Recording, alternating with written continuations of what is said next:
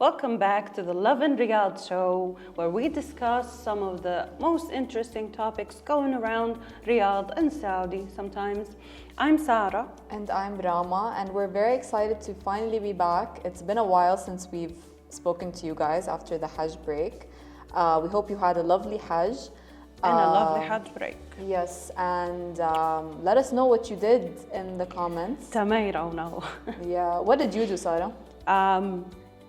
But I just, refilled my energy. Yeah, we all need that, Yeah. I think. Watched a lot of movies. I watched the Inside Out 2. Two. I keep calling it emotions movie. It is basically. Yeah, but it's called Inside. Anyways, today we started with a very sad topic, which is key holder of the Holy Kaaba unfortunately passed away about 3 to 4 days ago. And also, we have Saudi gifts pilgrims with the Holy Quran as a farewell gift after Hajj. And a very cute story of a house worker back in Riyadh after 21 years to attend the wedding of the boy that she used to take care of. And next year will mark the last summer Hajj until 2043.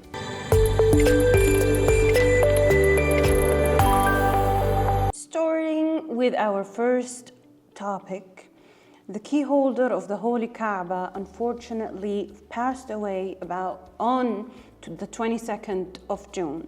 Sheikh Saleh Al-Shaybi, the chief key holder and caretaker of the Kaaba, unfortunately passed away on Saturday, June 22nd. I said that before. Anyways, after a long illness, Allah yarhamu, Sheikh Saleh was the 109th. Can you pronounce that, Rama? I believe it's Successor. I might be dyslexic. Anyways, in a lineage spanning centuries. That's really cool though. He was the 109th. Yep. So that means that the lineage goes back century. Yeah, you More told than me a century. something today about the family. Yeah, so what I know is that the key holders of the Kaaba are one family that have been given this responsibility from like the beginning. Yeah. And it just passes down, so it keeps passing down until, it reached this man who unfortunately passed away. But since he's the 109th, I don't think it's from the beginning of time, but it's significantly, It started with Uthman bin Talha, a companion of the Prophet Muhammad. Okay, so it is from the beginning of time. Yeah. May peace be upon him. Sheikh Saleh Al-Shaybi was the 77th member of his family, the family that you were talking about, to hold up the tradition. His oh no, you can read that. What's that? Burial took place at the Mu'alla cemetery in Mecca. So the key holder responsibilities include overseeing the Kaaba's maintenance, repairing the kiswa, which is the black thing with gold stuff around it. Which is so intricate and so beautiful. Yep. And have you seen videos of them stitching it and making it? I saw like a documentary of the people who are responsible of making it every year. And the work that goes into it is insane. And do they use like a specific type of fabric, or you don't know about that? I think so. I think actually the gold is actual gold. Yeah, I've heard that somewhere, yeah. So it's amazing.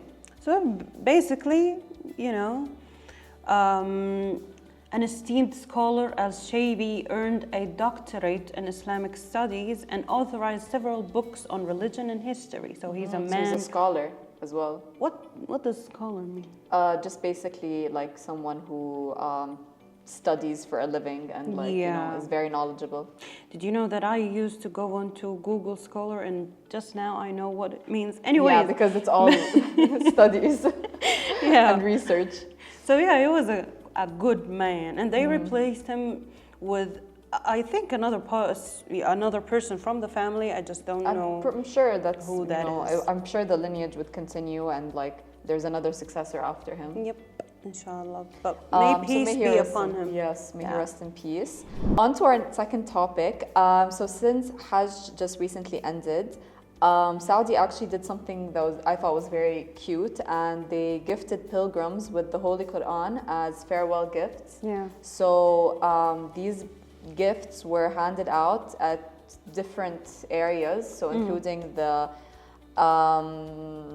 airport in Jeddah, as well as different Hajj ports and areas where the pilgrims were departing from. Yeah. And this is like obviously from the Ministry of Islamic Affairs, but it is also a special gift from the custodian of the two holy mosques, King Salman. And I think it's a very nice gesture. Apparently, more than 600,000 copies of the Quran were distributed to pilgrims, including translations of its meanings, because obviously there are international pilgrims. Yeah. And, you know, it's a really nice touch to give them copies of the Quran that has translations as well. Yeah. So they can, you know, enjoy it to the fullest. And this is not the first year that they've done this, actually. I think I read that they did this last year as well. I'm not sure But if it the did years it before. include the translation? I don't think it included the translations. Yeah, it was I think that's this year's the Hajj first year. was so like it was so good. There was a lot of things that went on, Yeah. honestly, at this year's Hajj, and so many new improvements that we've talked about so much.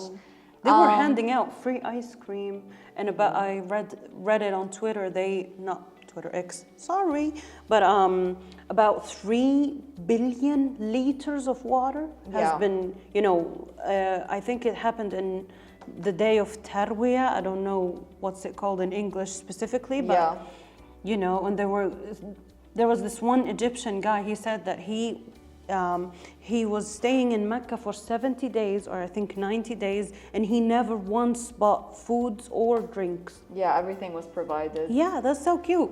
Yeah, it was really cute, and I hope everybody that went to Hajj had a good experience. Yeah. You know, despite the heat, despite, you know, all the unfortunate incidents that happened as well. Kind of reminded me of when it rained. When it rained at the end. That was so cool. It was, yeah. It reached 50 degrees Celsius, and then you know, guards were telling people not to leave their tents and all that, and then suddenly it rained. It was like a relief at the end. It looks like a miracle to me. It was a very nice, you know, ending, I think, for Hajj. And then there was also the farewell gift, which adds a nice extra touch from the country. Cherry on top. Yes, so I thought that was really nice, especially since, you know, Saudi is such a big host to so many international pilgrims every year. It's nice that they thought of it as, oh, we are hosts, so, you know, as hosts, you give gifts. Yeah. Especially if people come to your country, you know, so like, I think that was really nice. It's a nice touch. Thirdly, our third topic is about the house worker back in Riyadh after 21 years for the wedding of the boy that she helped raise. I love this story. Same. I thought it was so cute. I made I think a video about it yesterday because how cute. And she also, her name is Sarah. Which is like two Sarahs, yeah. And my mother is Filipino and she's Filipino. Hello. So you have like a special connection to this story. So that's cute. So she was working as a house worker for this family. And then she left, you know, as one does. And then when the boy, like, there's the picture, we'll insert the picture when he was little and she was a full-grown woman. That's not a smart segment for me to make, but whatever. She was grown and he was a child, okay? And then she left and, you know, she got married. I think she married an American dude or something like that. And then she came back after 21 years to the family, and they also will insert a video of them hugging in the airport, which is cute. And I think the mom got her flowers as well to the airport. She was so happy, the mom. The mom was so happy, and that's so cute. And she attended the wedding. They all lived happily ever after. What can I say? I think there was an interview with both the mom and the house worker, Sarah. And Sarah was saying that she was like, you know, when she found out, she had to come back for the wedding because, you know, she helped raise, I'm sure like there was a special connection if she helped raise the child, and the family was, you know, she expressed how the family was so kind to her. Yeah. So that she felt like she had some kind of obligation to come back for the son's that's wedding. That's cute. She's a real one. And I think the mom was also saying that the kids would always be like, you know, Sarah helped us so much. Sarah was always around when we needed this or whatever. Did you ever have a house worker growing up? Yeah, and I think they really do impact you because as a child, if your parents are out of the house or whatever, you do spend some time with whoever's taking care of you, and if it's a house worker, you do spend a lot of time with them. Yeah. And I And think, do you have a specific favorite house worker? I'm sure.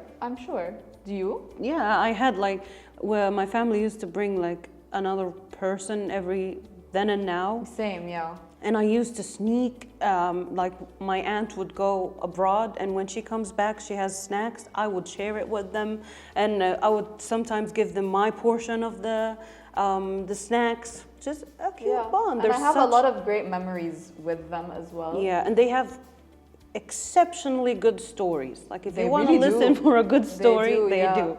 They do. So this is very heartwarming story, I think. I feel like my heart was in the microwave. Yeah. No, an oven, because microwave. Okay, on to the next topic.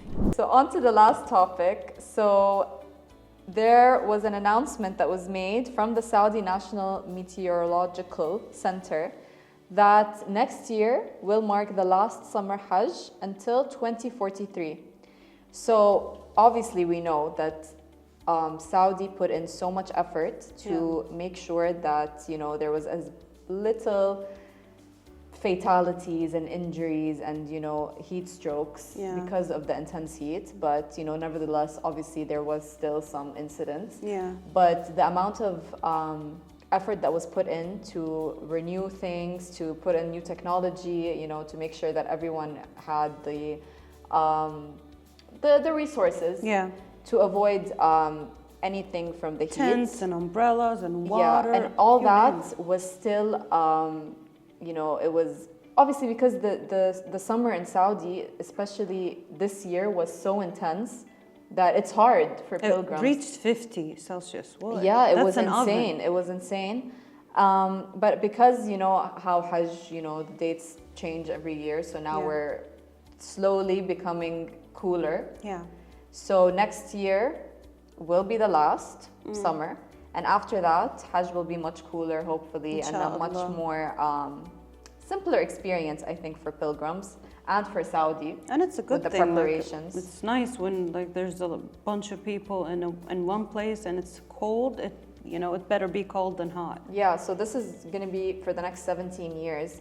The spring phase should last around 8 years.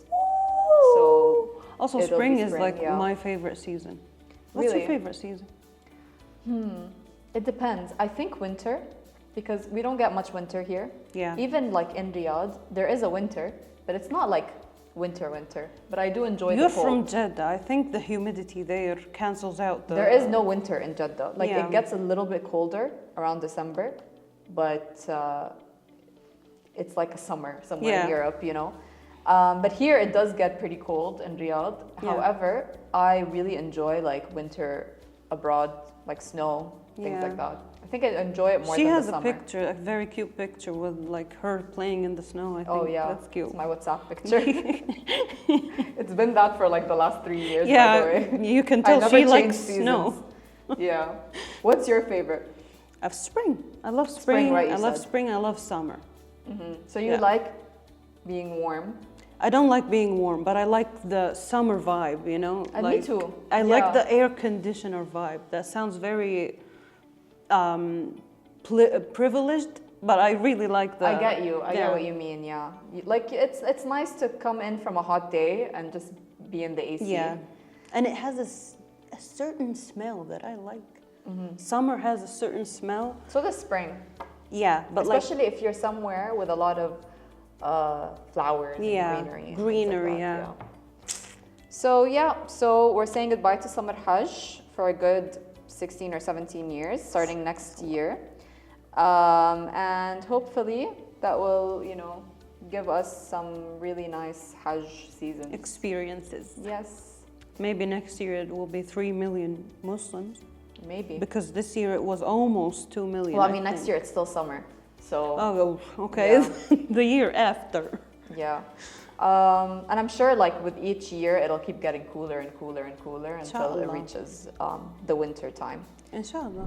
So that's all That's all we have for you this week. And hope you enjoyed this. Hope you enjoyed it. Please don't forget to listen to us on all of our platforms, including Podio, Spotify, Anghami, Apple Podcasts.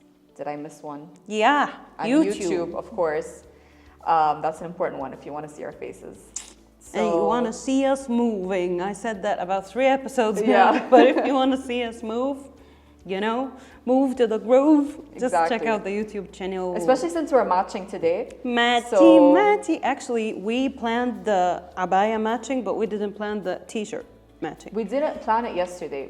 We both came to work wearing the same thing, and we decided, you know what? Let's continue it. Let's do it. Maybe we should do it for like every episode. No, I think that would be... No, that's too much. You know when like in Eid, when you have a sister... Exactly, and your mom dresses you up in the same outfit. And we should do similar hairstyles. Yeah, that would be cute. That's too much. It would be cute if we were children, but we are women. We're fully grown-ups. Women. Yeah. But anyways, thank you so much, and we will see you next week. Goodbye. Goodbye.